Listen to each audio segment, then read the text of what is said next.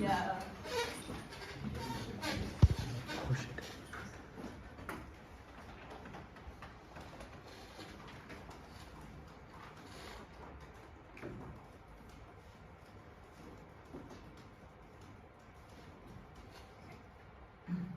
The reason why these bailouts are an option in the first place is because a lot of times these banks are just shit. They are incredibly inefficient, they're really small, and the best thing to do with them is salvage them for parts and give them to a bank who is better able to operate them, who can use their high quality leadership, who can use their infrastructure to actually build them up and be something that is worth doing. 4 things in this speech. Firstly, on setup. Second of all, on why bailouts don't work. Thirdly, on stability. And finally, on the long-term health of the banking sector. Firstly, 2 pieces of setup. The first piece of setup is establishing the context of when these bailouts actually occur. We know the fact that often they happen in conjunction with economic crises, like the GFC, which means that at that point, everyone is feeling the sting of being financially burdened. So, bailing out a massive bank is even more politically unpalatable, as I'll prove later, by virtue of the fact that everyone is tightening their purse strings. Second of all, this debate supposes that they do have a meaningful option to buy them out. So, negative team cannot lay claim that there's no one to buy them out, because there obviously will be. We know the example of Credit Suisse and UBS. Obviously, there's incentives for those banks to buy them. Firstly, let's explain why bailouts don't work. And I think the first important thing to establish here is why are these banks actually failing in the first place? And I think there are 4 reasons. First is reputational. We note the fact that the reason why they're one of the first ones to go in an economic crisis is because they have a reputational issue. That may be because their leadership is poor, it may be because they have a huge amount of leverage. Second of all, often their operations don't work particularly efficiently, which means that it's quite clear in the media that they have problems within their different sectors. It's clear that maybe they have tax issues. Thirdly, they're overly leveraged, they just carry too much risk. But finally, we note that these banks get even worse as this crisis starts because they have a leadership exodus. The first people to go when a bank is even considering a bailout are the people who are the best because they feel like there's no point staying in these firms. So all of that means is that when the government injects money to bail out these banks, those problems are not fixed for a few reasons. First of all, the reputation of the bank does not get better just because it is bailed out. And that's because once depositors have pulled out, they often have no incentive to come back, considering the fact they can just go to a better, healthier, stronger bank. So, very small incentive for them to join that bank again once they've been bailed out, because they still have the reputational issues that they had previously. Second of all, the only way to extract any remaining profitable assets is to buy out these banks. Because note the fact that you can only retain support, any form of support, when you have the infrastructure and when you have the creditors of a bigger bank. That's how you can actually use those once meaningful and once efficient parts that will otherwise completely die out. So even if you bail out that bank, that is a short-term fix. It's not going to improve the actual core issues that that bank is facing. So why do we think they need bailouts? First of all, as I just explained, we can poach the most valuable things for parts. But second of all, to turn these banks around at all, you just need a level of expertise that they clearly do not have by virtue of the fact that they're being bailed out in the first place.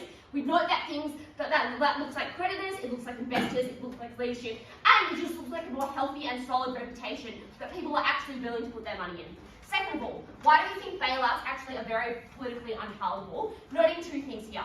Firstly, why bailouts are incredibly short term, and second of all, why it restricts future options of the government.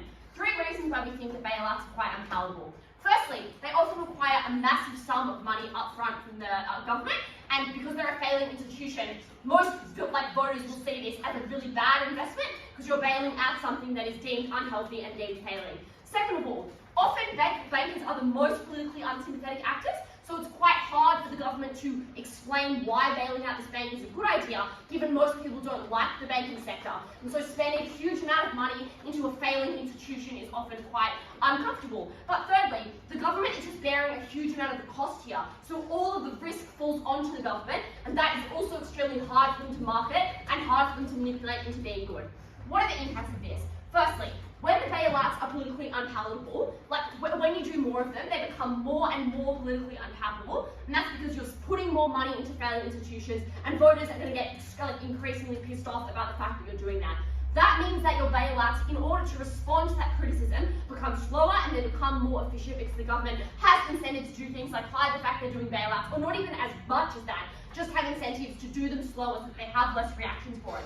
that limits their other abilities to do other financial supporting mechanisms like doing guarantees, and that problem continues to accumulate the more bailouts you do.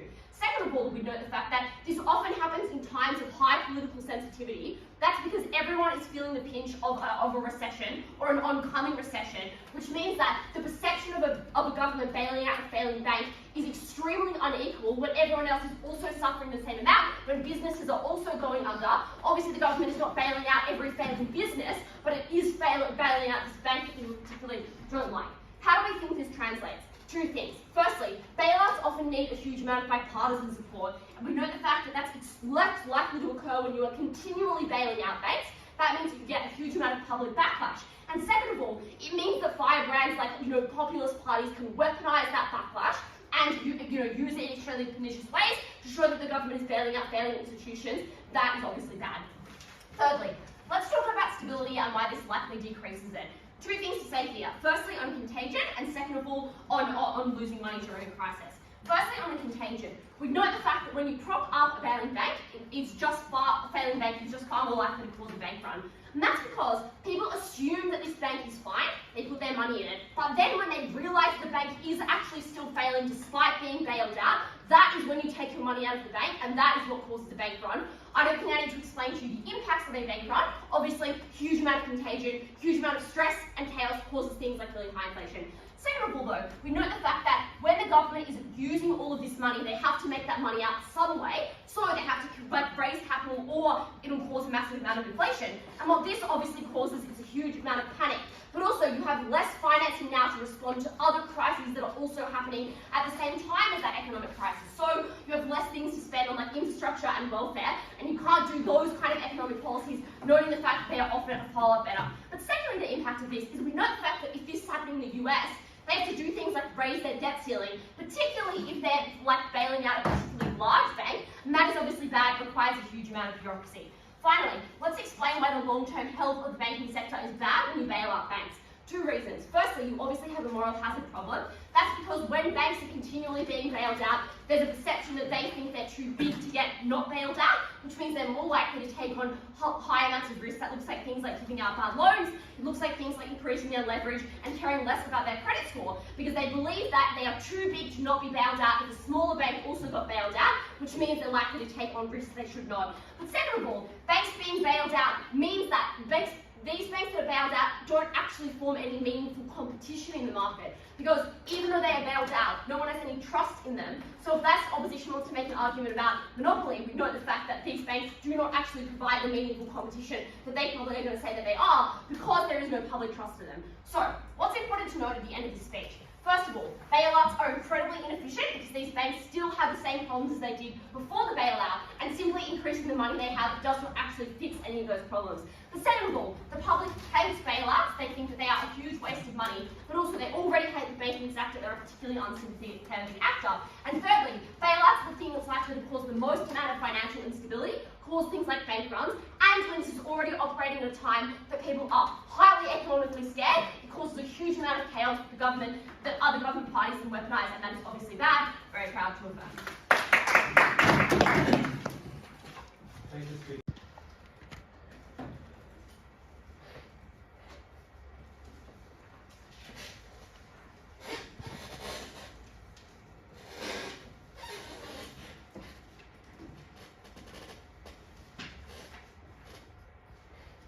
Eugene? There are two assertions that form core planks of the affirmative case. Firstly, that banks tend to only fail in financial crises due to structural causes, things like war and conflict, things like economic downturn, which means everyone is struggling. Secondly, that banks fail due to the individual mismanagement of directors, which means that even if you bail them out, they'll still be mismanaged, which means eventually they'll still need to be continually bailed out and they'll be bank runs. These two explanations of why banks fail are in tension with one another. They cannot easily be squared, I think, by this affirmative team. They either need to bite one or the other. I think I'd love to hear second affirmative's clarification of that. Our case is pretty simple. This creates a severely pernicious incentive to make your competitor banks fail so you can buy them up for cheap and oligopolize. And secondly, this would allow the oligopolization more severely of the banking sector, which is deeply harmful for consumers and for the general stability of the financial market. Question of setup though, how would we do these bailouts? The purpose of this part of my speech is just to poo-poo a shittily made moral hazard argument that gets delivered at 7 minutes of first affirmative and suggest that in the process we can improve banks during the bailout process. Our fiat in this debate obviously allows us to specify how we would do bailouts. We would clearly make these highly conditional. First, we would punish senior directors of the banks that we're bailing out. We would blacklist them from ever working. We would replace their management. We would fire them, obviously, which would delete many of the first argument harms about it's still run by the same people, it's still mismanaged, etc. We would also impose a set of I'm labeling these IMF-style conditions by the government on these banks so that they are more overviewed. Things like they have to sell some portion of their equity to the government, so they're accountable to the government. They have to eventually pay back some of the money to the government once they are more liquid. They have obligation to set up community, cheaper services, banking, perhaps if that's part of the reason they initially failed. And we would specifically specify certain risk portfolios that they might have. So if the reason they failed was they were too heavy on long-term bonds, like Silicon Valley Bank, we would specify they shouldn't do those kinds of management, otherwise that conditional bailout wouldn't happen. So I think that explains why we're able to fix many of the problems Bella identifies in the first 5 minutes of her speech, and also delete the moral hazard argument, which comes in the last minute, which means that the only argument that's really left from first affirmative is this argument that it's politically unintelligible, so fewer of these would happen. I think this ignores the fact that the debate has fiat. If we have the fiat to do these bailouts, even if they're politically unpopular, we're clearly trading these two options off. But I would note that the political popularity is never contrasted to the thing they are defending, which is fairly explicitly in decreasing the amount of banks that exist, especially allowing large banks to purchase medium-sized banks, which massively increases the monopolies that exist in the banking sector, which I also think is actually a pretty unpopular thing when people know that their bank is being sold to, like their small bank that they bank with, is being sold to Combank, that is now going to charge them higher interest rates for their loans, that is also politically unpopular. Okay, that gets out of the way, sort of engaging with first affirmative and the way we're using setup in this debate.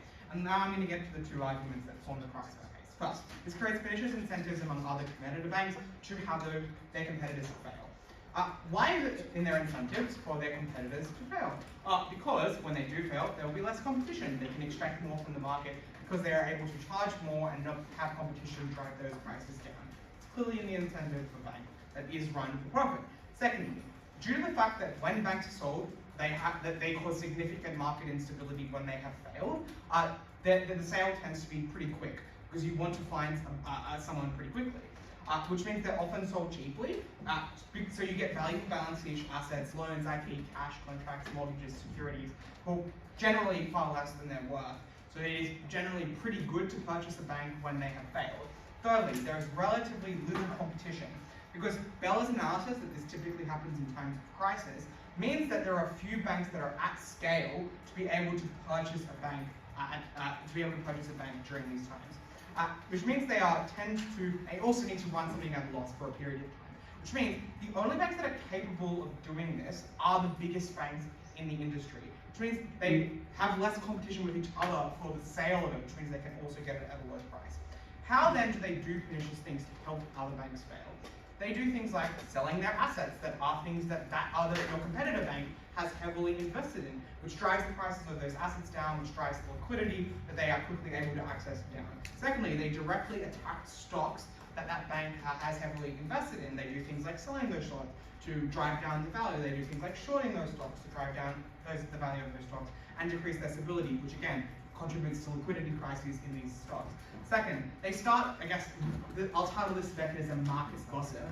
You have the heads of the largest banks in the world going to conventions and saying, oh, I think there's volatility in that bank's stock, and which significantly contributes, given that the power those biggest banks directors have to the stability of that bank. You cannot regulate these kind of things out, because you can't say, oh, you have to keep that stock, you have to keep that security. you have to make these certain market decisions as a currently stable and currently liquid bank. So it's difficult to regulate that. Why then? This is bad. It contributes to far more bank failures in the world of Team Affirmative, which is harmful either way. Like, bank failure, bad. We're dealing with solutions to bank failure because it contributes to much market stability, which means that billions of dollars is lost in things like pension funds, which means tons of people lose their jobs. These things are bad. They assert that only bank failures only happen in instances where all banks are kind of in a pinch, which adds to the incentives that banks that are currently liquid and currently safe have to drive down the stocks and other things so that they tip them over to failure so they can buy them up for cheap and solve their own liquidity problems. They can cheaply buy the assets that those banks have, which are incredibly valuable, which is a harm. It's harm that I'm going to expand upon now because this increases the oligopolies in the banking sector. This is, as I've already explained, only big banks because they have the capacity constraints to do it, because they can purchase things at short notice, because they're generally the only ones with the liquidity with which to purchase something at short notice, because most banks store things in long-term assets that are particularly hard to make into liquidity to buy a bank, because they have to run something at loss, because the due diligence processes that governments do typically land towards big and safer banks, because corruption and lobbying tends to mean that they are the ones that are given the contract to buy. Why then? So the effect of this is overarchingly, small and medium-sized banks are subsumed gradually into the biggest banks in the industry, which agglomerates the size of banks. Why then is this bad? First, because consumer services that are delivered by banks are far, maybe not like one more far, worst, because banks offer important services like getting a loan, getting a mortgage, depositing things into safe storage with low transaction fees. Now that competition is significantly lower, and it significantly lowers over time and gets worse over time, as something that is 2 to 5% of the banking sector gets subsumed into something that is 20%, and that progressively occurs over time. Loans, mortgages, they have higher interest rates, they cost more, the transaction fees are more. And now banks restrict the capital flow into the market because they can charge higher interest rates, which means they can give fewer loans to people now, which has the effect of locking people out who are unable to afford those high interest rates. So, because people who have low credit ratings are generally at risk. Now you can avoid giving those people loans because you can charge people who are relatively safe high interest rates. That is bad for access to banking services. That is bad for access to credit. Even if this happens infrequently, it adds up over time to banks becoming way too large, becoming too big to fail, and ruining things with oligopolistic behavior. For that reason, very clear net win.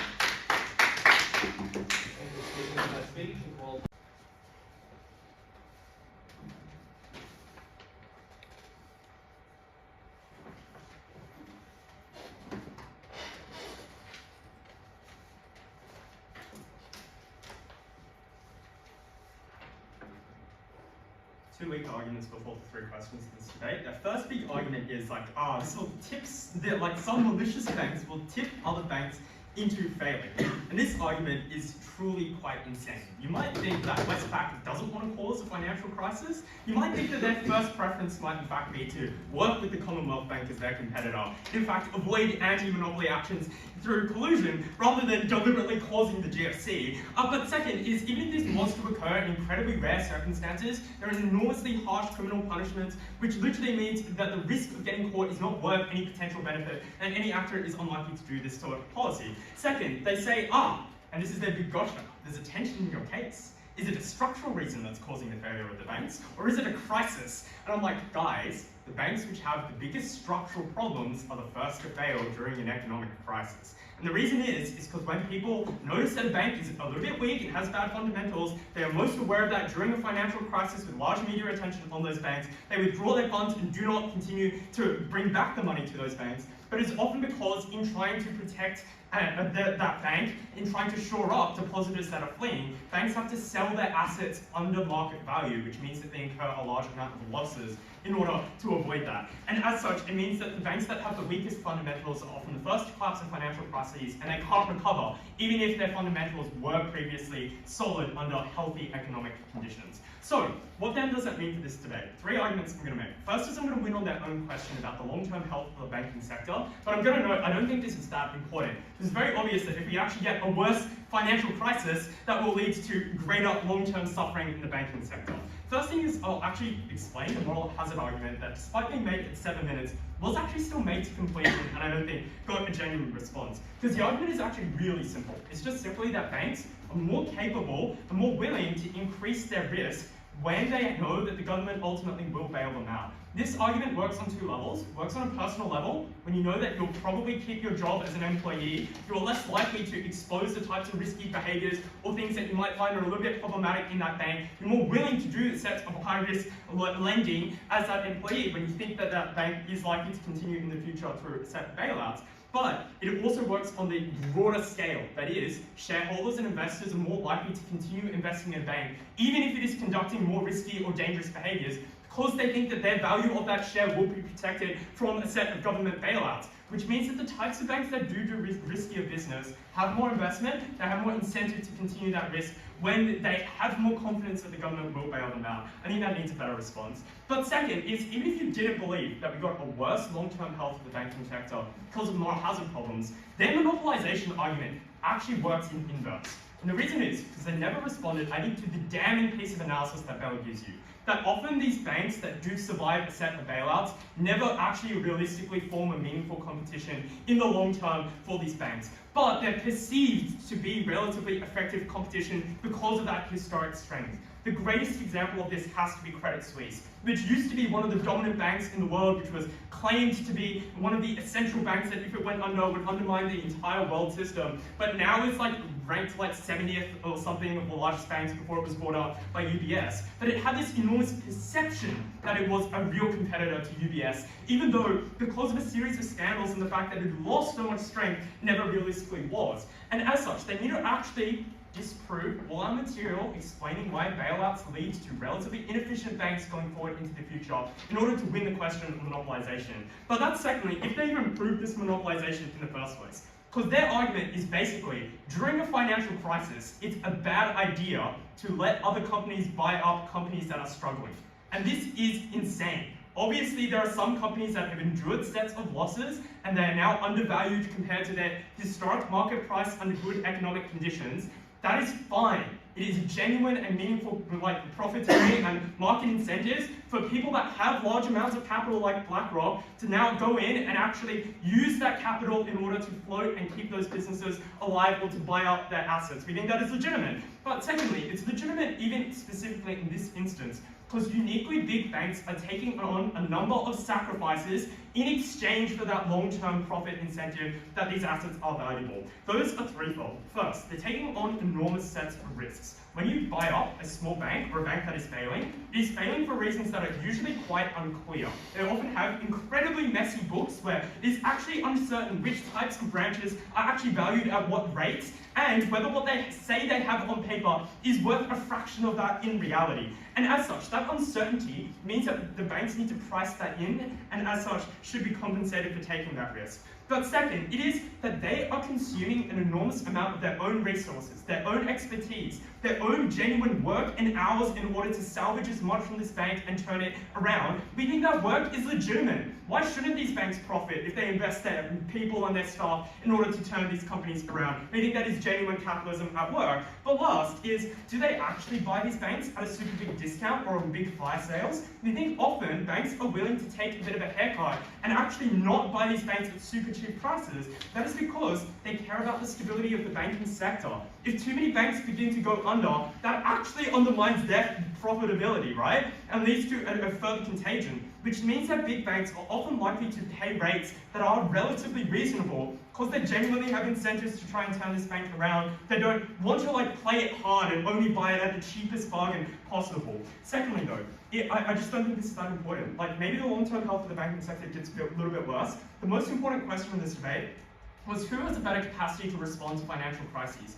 And the reasons are because financial crises debilitate countries. In the Latin American financial crisis, literally it has riddled Argentina with so much debt, and depositors lost so much money because its bailouts were unsuccessful in actually resolving that financial crisis, that it means that Argentina today has never reached the same GDP that it historically reached in terms of its ranking in the world, and the populace continues to suffer. The Asian financial crisis and the Indonesian government's attempts at financial bailouts literally wiped immediately a decade of growth of that country off and sent millions of people into poverty because it chilled out an enormous amount of potential long-term investment in what's crucially a slow and protracted crisis where the Indonesian government had to continually inject funds into sets of banks that continue to struggle and continue to be incredibly weak with bad fundamentals going forward into the future. They only overcame that debt, that disaster in the early 2000s. We think we can avoid this crisis in 3 different ways under our side. First, it's got to be avoid the enormous amounts of government expenditure that genuinely debilitates these countries going forward into the future.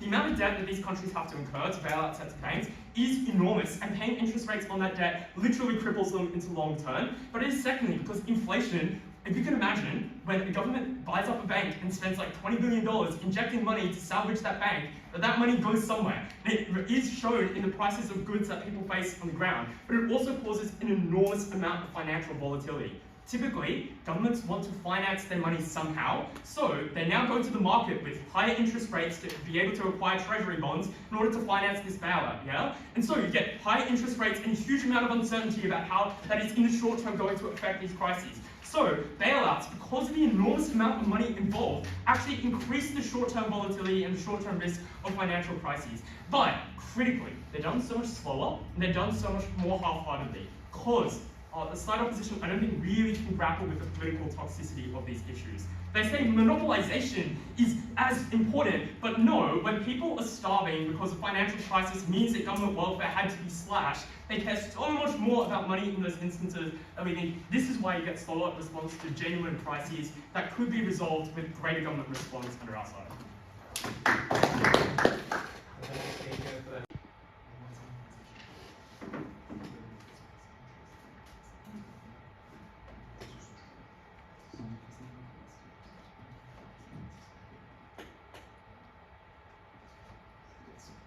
Let's first begin with moral hazard. This takes out the claim that there is moral hazard and the government is spending a lot of money. The government's not spending a lot of money because bailouts and the necessity for the bailouts are actually quite rare. And the reason is because many banks are actually quite good actors, especially after the global financial crisis, especially after a bunch of banks, because of COVID and because of the kind of economic shocks that have gone, means that banks are a little bit more judicious. But also, institutional shareholders are not stupid. The people who invest in banks and the people who have very good knowledge about how a bank should operate and how its risk should be applied often scrutinize banks in the way that they behave. And they know that in certain economic conditions, you need to have more reserves, you need to be more judicious. But also, they check the books because they need to as institutional shareholders. Their claim is that retail shareholders don't understand how banks work. Yeah, maybe that's true, but there are a bunch of other shareholders who actually have that knowledge. But also, a lot of banks don't want to actually be super risky because you actually lose your directorship or a right to be a director if you fail or if you allow a bank to go under. No one wants to hire you anymore, and a lot of countries actually make it illegal for you to actually run a bank in the future. But also, there are a bunch of other regulations that exist in the status quo. For example, the government auditing your books and the government asking you questions and making sure that you have sufficient answers. Otherwise, you get punished. But also, we can use our fiat to enhance all of these things. So to the extent that they find some inefficiencies or deficits in this, we can use the capital that currently exists in the status quo to make them better. But also, there are lots of fines that are handed out for people who just allow banks to go under, or who are negligent, or who have lots of malfeasance. But also, their claim is that these small banks are so economically unviable. If that were true, why were they set up in the first place? Or probably have quite a lot of capital on hand anyway. Lots of people give to these small banks because these small banks are actually quite efficient. And as you say, there are economic shocks that mean that the bank maybe goes under. But because of the economic shock, people are aware that that bank is not at risk, is not at fault. It is the circumstances that lead it to have it be going under. That means that bailouts are quite rare, and when they do occur, they don't explain why there is very little political capital to give them bailouts. I'll give you more responses later to political capital. But also, they're like, well, the government will spend lots of money and this increases interest rates for the government. Firstly, often the government actually has a lot of reserves in order to actually finance the giving of these bailouts. Secondly, these bailouts are actually quite rare, so it's not clear the government is spending all that money. But thirdly, their logic is like, oh, well, the government needs to fund something, ...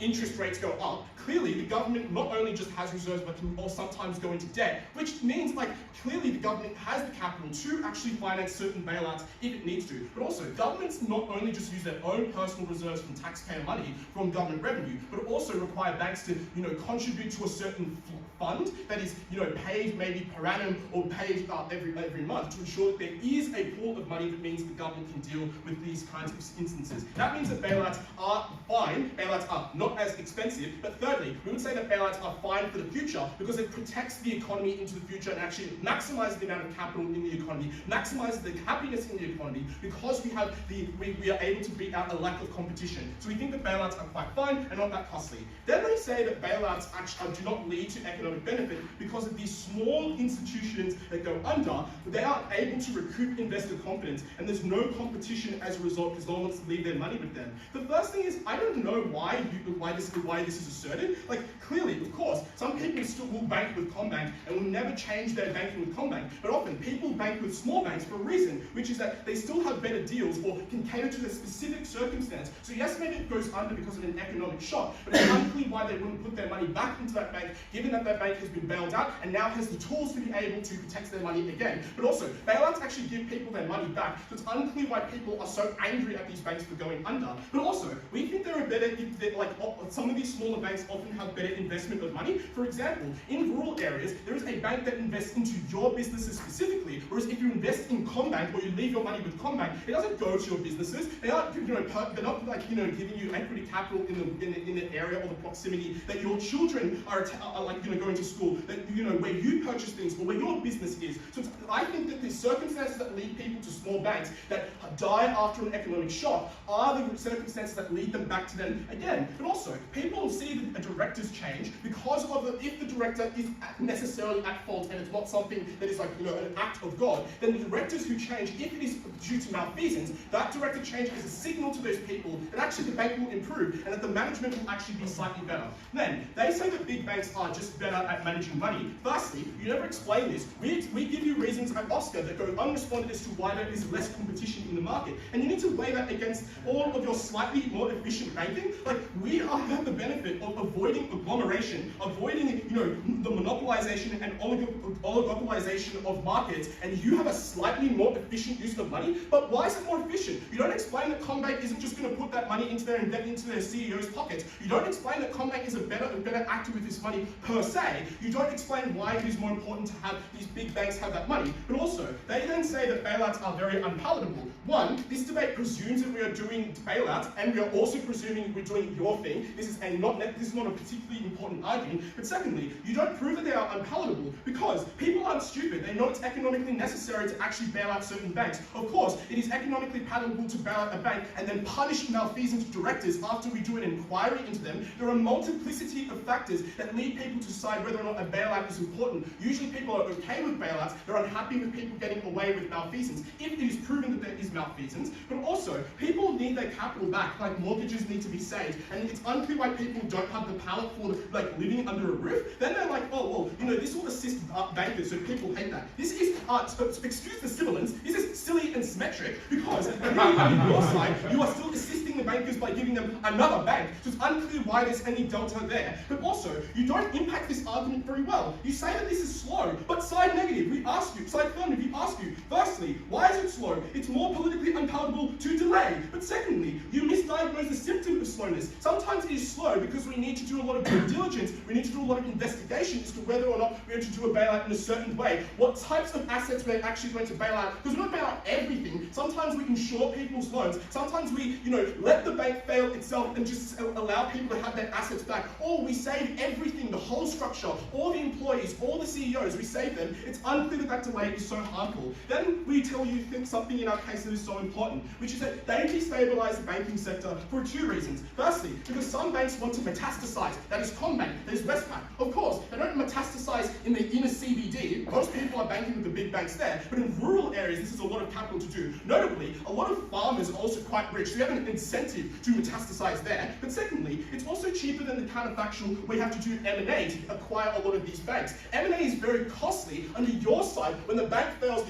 the assets are lower priced, and the government has an incentive to lower the price as well and pay off some of that sale and reduce the cost of that sale in order to get the sale happening. So therefore, it's probably likely that there is an incentive to destabilize. They're like, oh, well, we don't want the GFC. No, this isn't the GFC. You are targeting a certain bank or banking sector. For example, banking for farmers or banking for rural people. You don't need to destroy the entire country and have the world fall in order to actually cause destabilization. That destabilization looks like dumping and predatory pricing. It looks like shorting people's assets. It also looks like pollution of price signals. For example, at conferences, big bankers are like, oh, what about that silly little bank? You should short it or you should not invest in it. And that destabilizes the market, which has two harms. The first is that you lose stability, which deters investment, flipping their case. But secondly, you have a consolidation of markets. People in rural areas do not have options now. They have a small bank or a big bank, but now under their side of the big bank, and that's harm.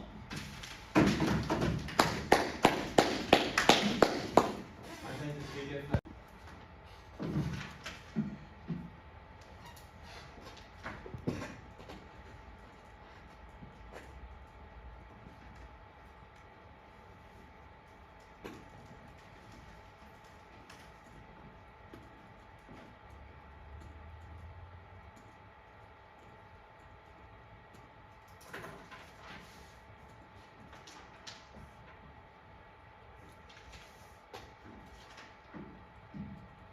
Negative is operating in a world that Eugene and I are certainly not a part of, but I don't think anyone in this room is a part of, because if these smaller banks are as good and robust as they say, and they care so much about vulnerable actors, we would ask why they're being bailed out in the first place.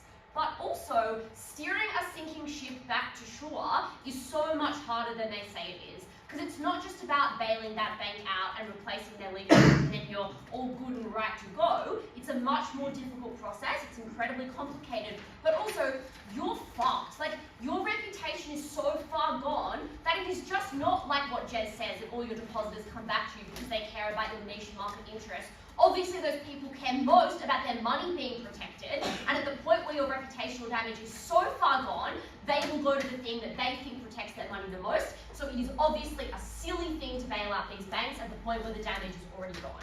I'm going to ask 3 questions in this speech. The first is about monopolisation, the second is about incentives of competitor banks, and the third is about if these banks being bailed out is actually good. But I'm actually going to start with the incentives of competitor banks because I think this is their silliest claim, but also the one that their entire case is contingent on. Negative says that this will mean competitor banks have an incentive to do things like sell assets and attack their stocks because they want to metastasize. I think there are 5 responses to this.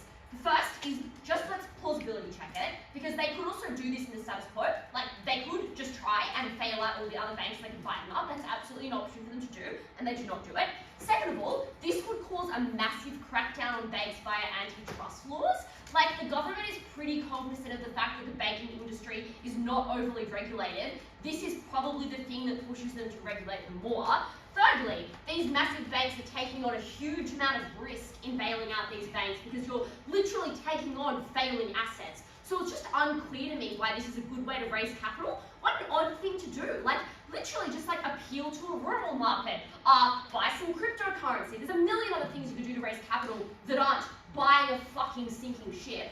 Fourthly, this would cause a massive financial crisis. And Jez is like, no, it actually wouldn't. And maybe it wouldn't in all cases, but the chance of it happening is so large, like, that even if the chance is small, the impact is so large that it would never be worth it for a big bank to take on that risk. But finally, what a transparent way to fuck yourself. Like, it's literally like you just look at the statement of that big bank and it's like, oh, you bought up all your competitors' stocks. That seems a bit dodgy. Obviously, that's transparent and also fucks their reputation. So that claim, like, that one came out of nowhere. Like, literally, that is shit. It obviously would not happen.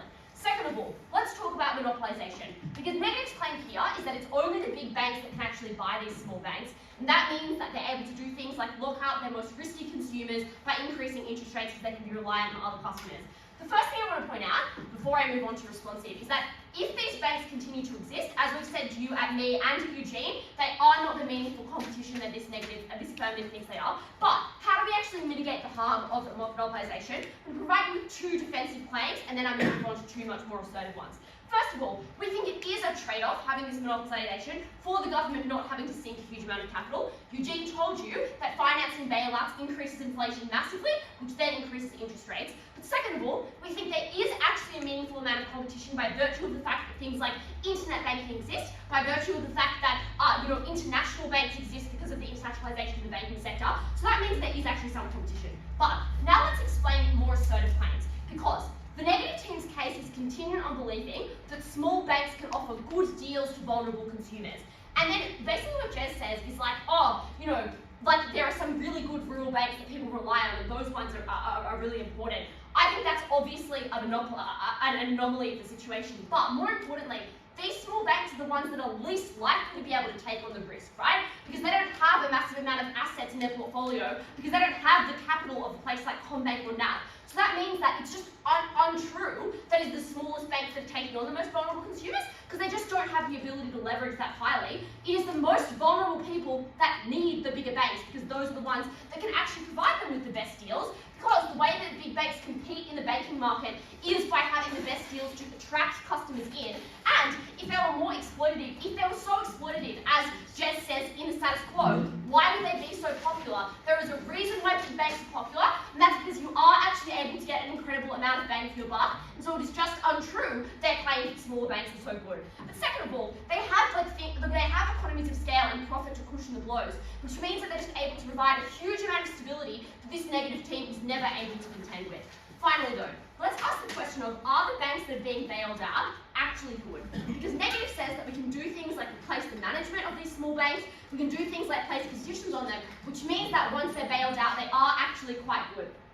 2 things to say here. Firstly, it doesn't change their reputational problem, because Jez is like, well, depositors will come back to the small banks when they get bailed out because they have incentives that are like their, a niche market, or because they like the bank style. The problem with this is that these people are just incredibly scarred by virtue of the fact that their bank has been bailed out in the first place.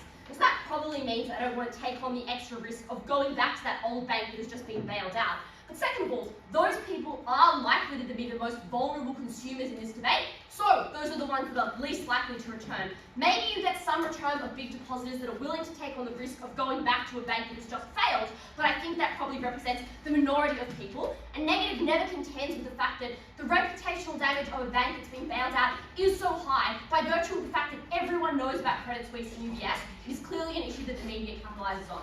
Second of all though, even if we're able to replace the management, we would note the fact that replacing the management is often just a really silly idea, because the new managers don't understand the intricacies of that bank, and you often need to do a huge amount of information sharing if you're ever going to be able to increase that bank as much as 5 Negative wants them to, because banking is incredibly complicated. But finally, even if you accept that the new leaders are good, and that they have the information, and that they can access the new bailed out bank, they don't have the infrastructure to drive the ship. So even if they're good and have information, they don't have the tools that the other big banks have. The advantage of combining a small bank with a big bank is you can utilize the infrastructure that the big bank has to actually prop up the parts of the small bank that are still good, and negative is never able to do that, because even if the reputation is fine, even if the leadership is good, what you don't have is the essential infrastructure, and what you don't have is the old existing customer base that you're so reliant on as a small bank. So, what must you note at the end of this debate?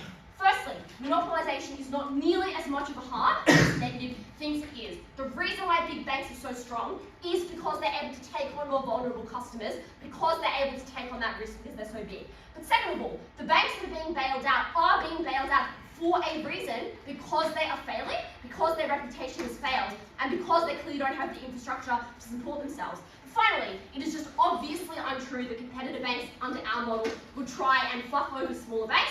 That would cause a bank run. They'd have absolutely no incentive to do this. Unclear to me any world in which third negative can respond to this.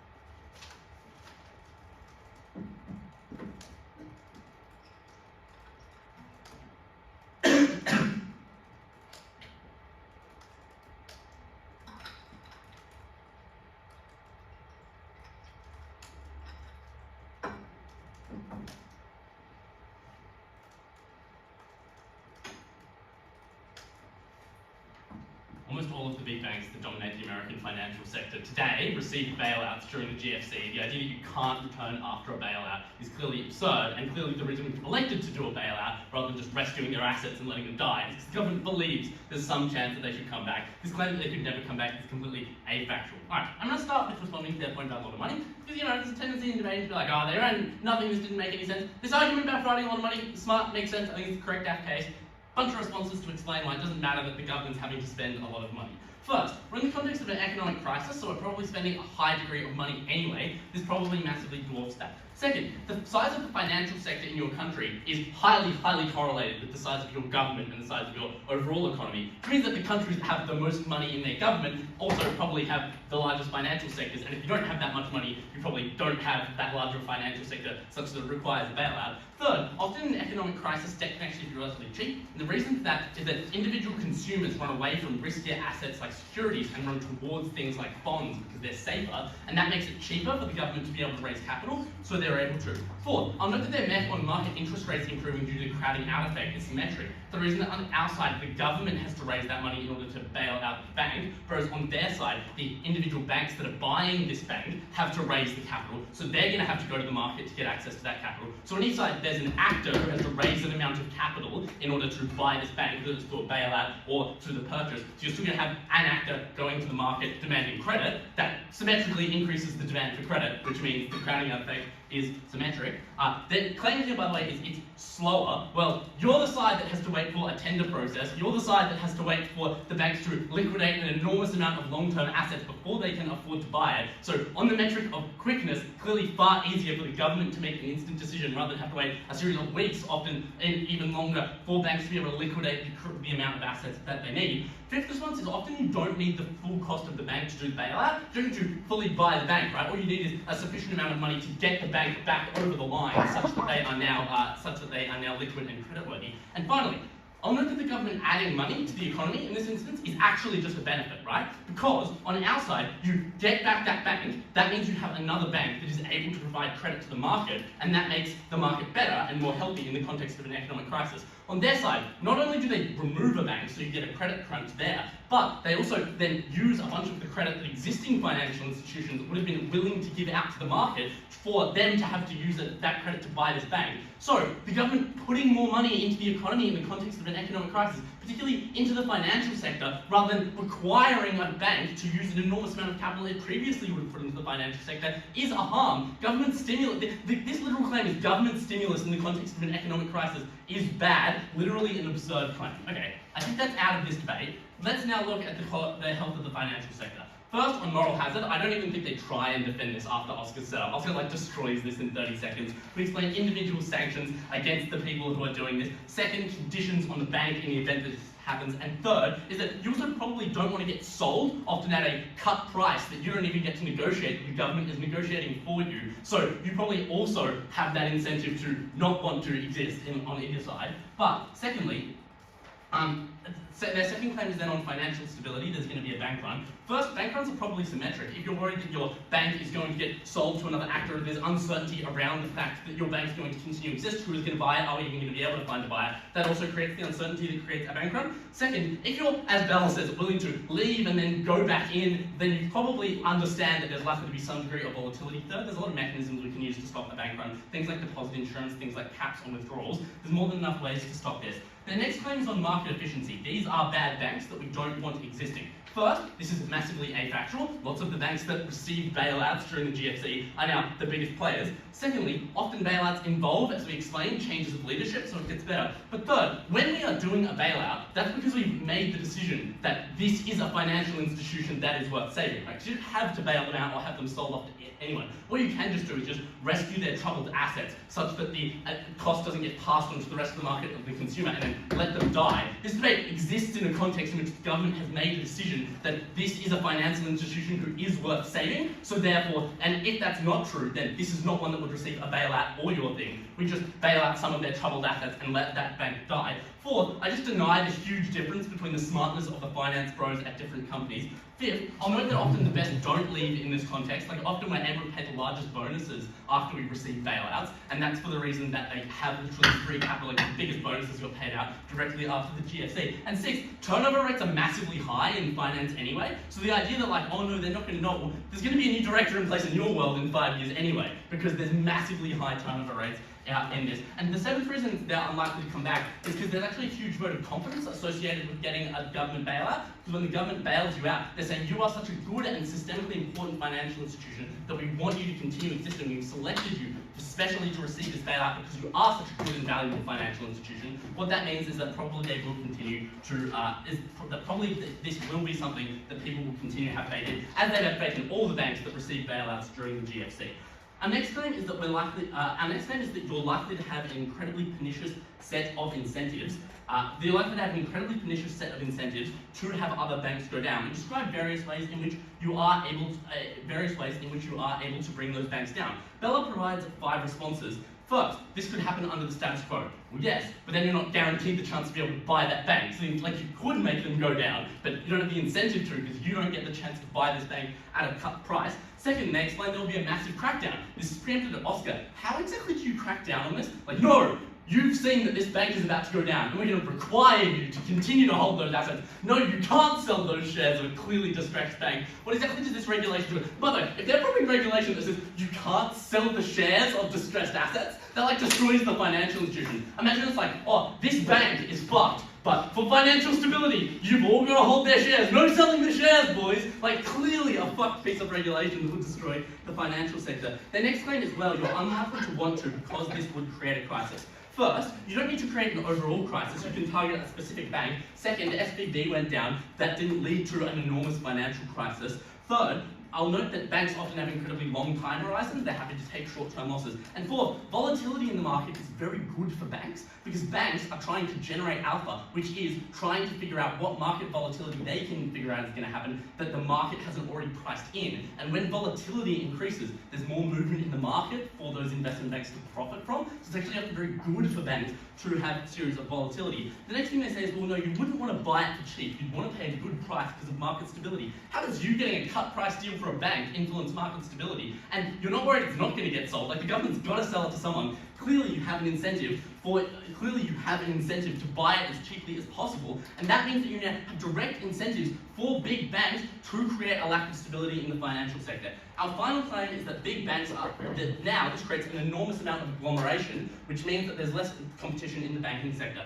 Their response is, well, competition isn't meaningful because no one trusts these banks anymore. First, often after the bailout, they can get back to strength. But even if this is true, if you don't trust a bank, that's perhaps a sufficient reason to believe that if they were offering relatively similarly priced loans, you would go with the one that you trust, right? But if one's offering you 1.5% cheaper loan, you're still going to go with them, even if you have some kind of lack of trust. So even if you trust them less, they can still meaningfully provide competition in the market because that lack of trust would be insufficient to overcome an enormous difference in the amount of financial offerings that they're providing for you. Look, probably a bad idea to continue to contribute to financial agglomeration. Probably a bad idea to provide a direct pernicious incentive for big banks to have other banks go down. Clear neg. Thank you, speaker.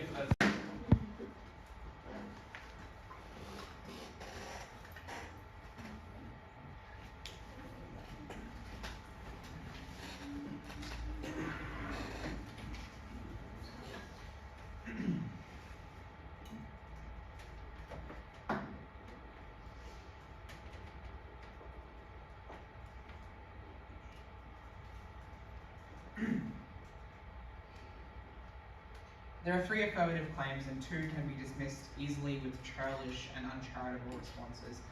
The first is moral hazard, which we delete and set up by explaining that we would punish directors, would blacklist them, and that would probably delete the moral hazard harm. We also discussed status quo regulations that exist to prevent moral hazard. Things like audits, things like shareholder incentives, things like the regulation of services. That argument is out. The second one is that this is so politically unpalatable with, I think, pretty unclear impacting from both first and second affirmative, and this argument gets dropped. The response is just we have fiat to do this, we would do it even if it's politically unpopular. popular, and I think the impact beyond that is unclear, so that argument's out. So, at this point in the debate, your sole reason to vote for the affirmative team would be their claim that these banks never recover, even with a bailout, so are never competition, and are likely to keep failing. And I think there's a bunch of reasons to suggest that this argument is also defeated. It is their best argument, but it is also defeated. The first is they opt only to respond to one part of the way we set up these conditional loans. They say, down the bench, it's complicated, and like, new directors probably wouldn't help because it's pretty hard to untangle why a bank failed, and they don't have the tools to steer the ship like a big bank would. But I think there are other parts of this analysis that they fail to respond to. For instance, we would implement regulations on the infrastructure and the, as Eugene calls it, the basics of that bank, recruiting the government's capacity to find those problems and identify them and introduce regulations on them. And secondly, we would give the government equity stakes in this bank, so we recruit the government's incentive for that bank not to fail, for it to improve as well. Thirdly, we would place obligations on them that specifically tailored to banks succeeding. So bailouts clearly work. They can get up off their feet. Our model explains why that's true. So it's very clear they get much on, well, the bailouts just don't work. But we have a bunch of other responses. The second is, I guess, a positive explanation that's given by the affirmative team of why it is there's something unique about a big bank. If it's so hard and complex, as Bella says it is, and that government assistance, government money, isn't able to ameliorate the situation, especially in a time when the big bank buying them is themselves struggling with the same structural problems, it's unclear to me that they have the talent to fix this problem that no other actor does, not even the government, which would suggest to me that this argument falls for that reason. But the other thing is just like, I guess, less technical. It's just fact check this argument. Like, they give the example of Credit Suisse. We raise you the example of Wells Fargo and Bank of America, who, like, as was told to you in Matt's speech, are banks that were bailed out in the GFC, but are now still huge stakes in the financial sector. This argument is factually false. But additionally, they give you no reason that people, especially the biggest creditors in banks, wouldn't understand that this is a crisis, and that's the reason it went down, and so it wouldn't solve that reputation problem. So I think the app case has literally no value at this point. And there's no claim that you can kind of explicitly credit to them for the win. So we say out on our oligopoly fund, which they only ever seek to weigh out of the debate, which is that over time, they aggregate banks. The biggest banks in the financial sector grow in size relative to the size of the sector, and that has the harm of higher costs of credit and less accessible lines of credit. You have reduced access because the loans are set at higher prices, and those loans are less good for you because that credit is more expensive to access. You create banks that are too big to fail, which flips more passive. And I guess I think in the absence of an affirmative benefit that you can concretely credit, this harm should win us the debate. We have another harm about big banks promoting volatility.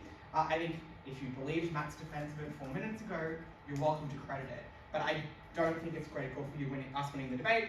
For instance, I know Mikey doesn't buy this argument, and you should believe at the end of the debate, regardless of what you think about this argument, that there's no plausible way to credit the affirmative team winning this debate, and the only credible and defended piece of analysis is the oligopoly harm we present.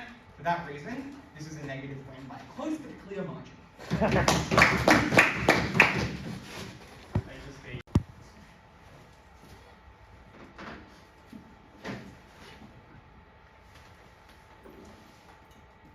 If we prove that this bailout fails, then we win on the side of opposition's own metrics that monopolization occurs anyway.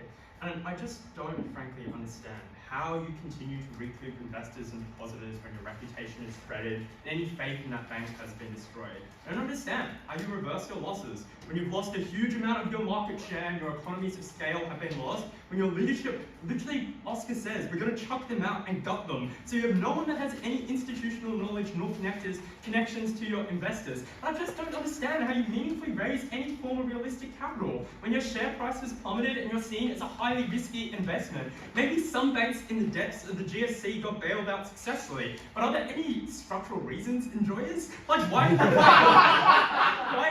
is this successful? I don't understand. Like, you can be as good and important to the financial sector as the government wants, but it doesn't change the fact that your reputation as a hero means that the types of bank that buys up this bank is essential to actually turn it around. It's when you have established operations, a management team, a leadership that can run these operations efficiently, that you can generate profit. It's only when you have the huge capacity to raise capital as a successful bank that has huge amounts of future profits, as if you believe you bought this bank at a fire sale, means that you need big private banks to buy them up to successfully turn them around. Which brings into the second way we win this debate, where maybe a bailout works some of the time, but gee whiz, it'd be nice to avoid a financial crisis, hey? Like, yeah, this might be a bit unlikely, but it is so disastrous that every single percentage counts. And again, if you prefer to not be bailing out banks in the middle of the GFC, maybe we should have got JP Morgan to buy out Lehman Brothers in the first place to avoid this whole fiasco. I mean, think, it's so much faster. It's so much more likely that you get a generous overreaction where the government preemptively stops a lot of these crises happening in the first place. Because yes, we honestly never will know if Biden's deposit guarantee did anything at all to actually reduce the risk of a financial crisis. It might, though, have seriously prevented an international recession and saved an enormous amount of suffering in the world.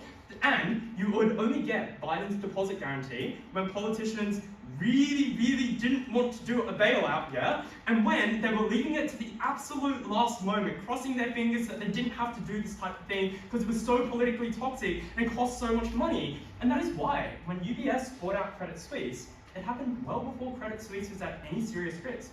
Well before Credit Suisse was losing a huge amount of money hand over fist. Like, we think you get earlier action, you get action with more confidence, you get action to preemptively stop a huge amount of the contagion effects before they even begin, only under our side when it is less politically toxic. And even if you didn't believe that, and you genuinely think that bailouts are just as effective as these forms of private acquisitions, at least our option is a cheaper option, right? Like, to me, I just don't understand. Like, maybe if the government wants to give some stimulus, yeah, it shouldn't be giving that stimulus to a bunch of bank shareholders. Like, this is a huge cost. I think it is overwhelmingly a bad idea to be spending this much debt during a financial crisis. But even if this is a good idea to spend money, you shouldn't be spending money in this way. But even if you believe that, we just think a private bank is so much more capable of utilizing a set of private resources to recuperate losses. You can actually salvage and turn these banks around because you can join their operations to begin to make them more profitable again. And it's only when you have big banks with huge amounts of capital that you can achieve that. So now we finally arrive at the one possible way side opposition wins this debate, which is the question of monopolization. When Combank still does predatory loans and still gives dodgy advice and still colludes with a bunch of other banks because they never proved why one additional competitor significantly changes monopolization in any meaningful way, even if you didn't believe. I think we actually just win this question because there is a serious risk that this rump-bailed bank is not meaningful competition but is perceived as meaningful competition and actually impairs any potential capacity to regulate this industry. So many different ways that side opposition needs to overcome, not enough structural reasons. We're happy to win this today.